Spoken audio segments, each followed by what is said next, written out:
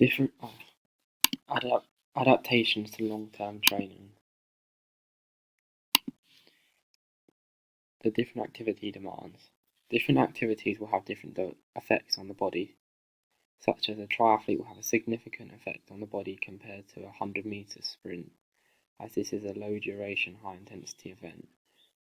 This also means that they would have to train very differently for the two events, as for a triathlon you would have to work predominantly aerobically and do lots of events and lots of training, such as continuous training, which involves you not stopping and running or performing your activity without stopping. The FIT principle can also significantly help improving your training, as you can, for example, you can increase the frequency to improve your cardiovascular endurance or power of your event, and in this instance it would be the 100 meters, or by doing fartlek training for a marathon. So this can help the athlete reduce and delay the lactate build-up and efficiency. However, when training for a triathlon, the best way to do this is by doing continuous training, which doesn't involve any stopping. Aerobic training. When training for a distance such as a triathlon, you should aim to train for at least 2 months before competing in the triathlon, as this all depends on how motivated you are, and it also depends on what level you are as the athlete, as professionals will train daily with a few rest days, if that, to get their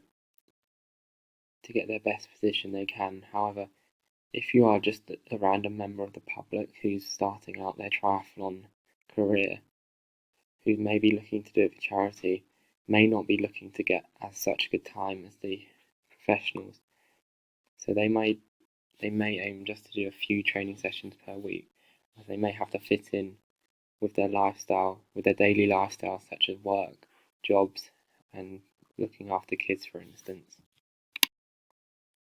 As the training takes a lot of time. When training, they should look to do mainly continuous training, and this is where you don't have any breaks in your training, which will improve your cardiovascular endurance, as you will not be stopping.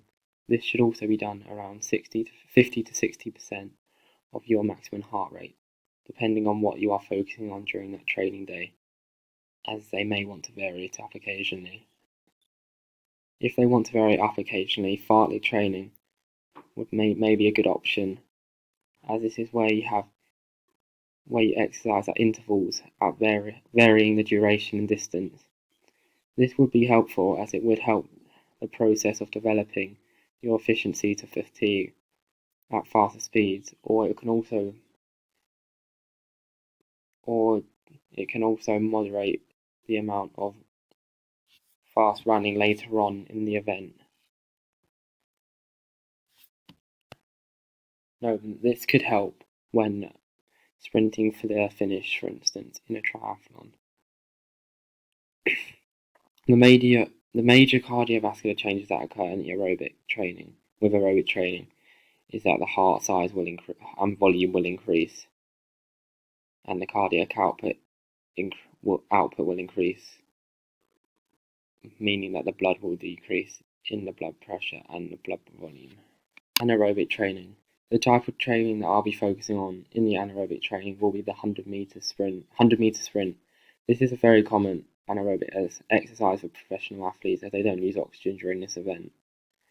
The training they have to do for the 100-meter sprint would have to replicate their event that they do.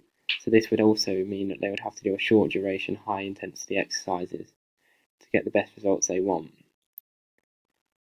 They could do lots of strength training involved in this, as this would increase the size of the muscle fibers and increase the recruitment of them in mainly the quadriceps and the gastrocnemius, as these are the main working muscles in the 100-meter sprint.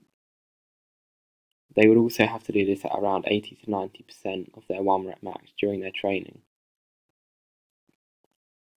They would also have to use different types of training compared to a triathlete, as I would have to do lots of power-based exercises and strength training exercises such as weights, also at their 80 to 100% of their one rep max.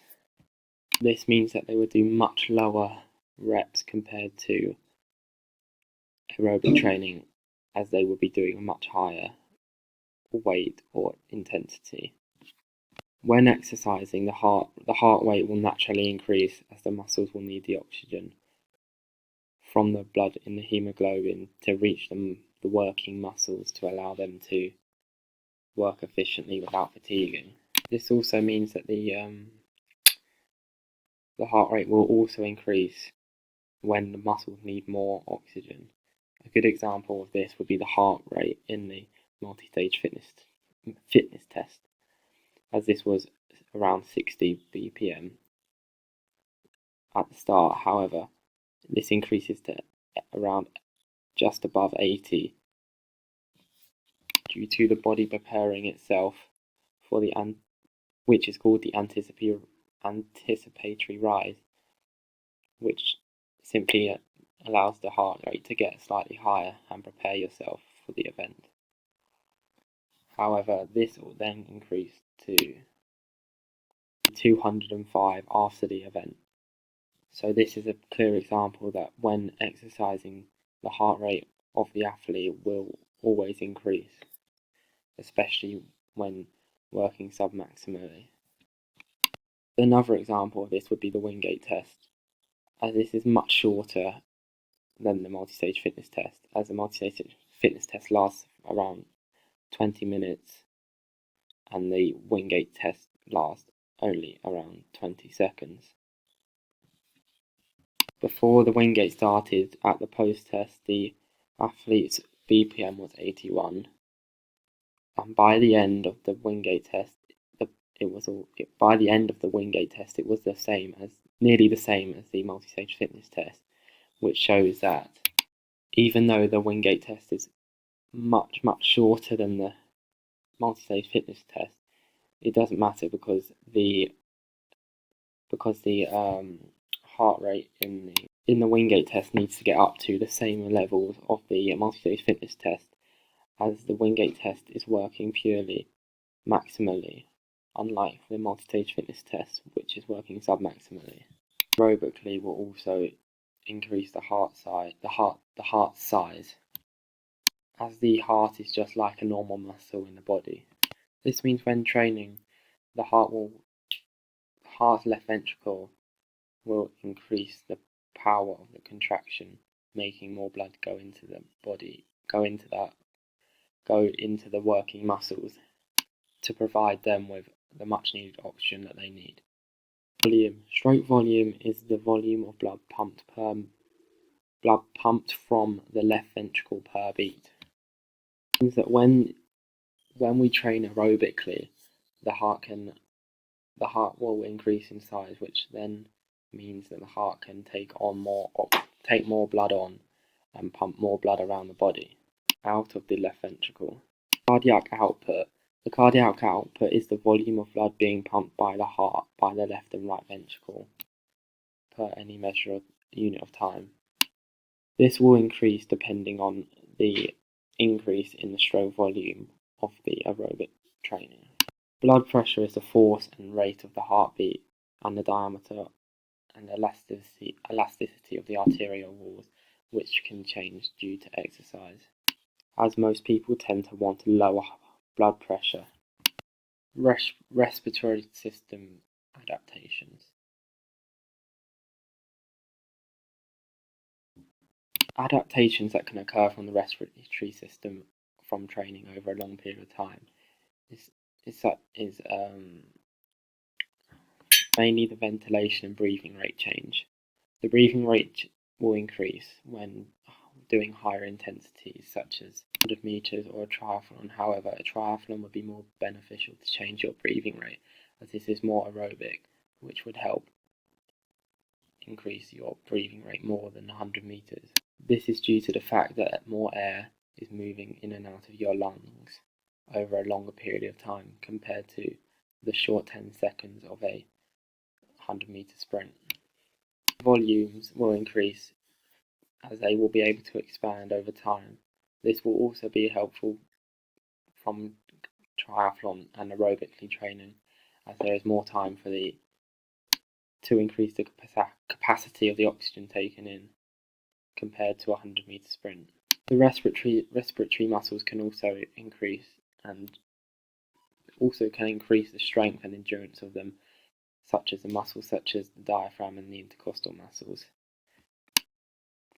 These are the muscles which help the lungs when breathing in and outwards. So the training of these will help them to function for longer without fatiguing, or by having a delayed fatigue. In training for the respiratory muscles, the aerobic system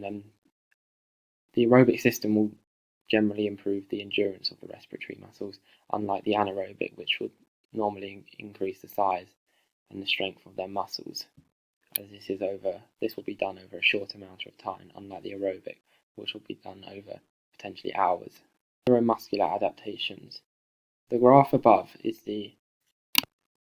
you'll be able to see that the peak power was just above 15, and the normative data of this is just under 11, which means that the athlete that took part in this test had very delayed fatigue, which is very good for them.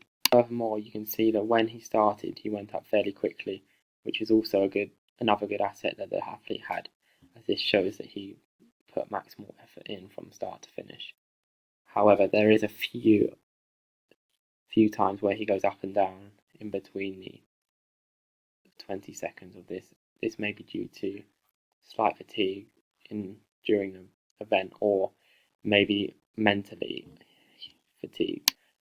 As having done this myself, I know that this can also play with your mind as well, due to the severity of the intensity that it puts on you. Adaptations that may occur during this neuromuscular adaptations is that the hypertrophy may also increase,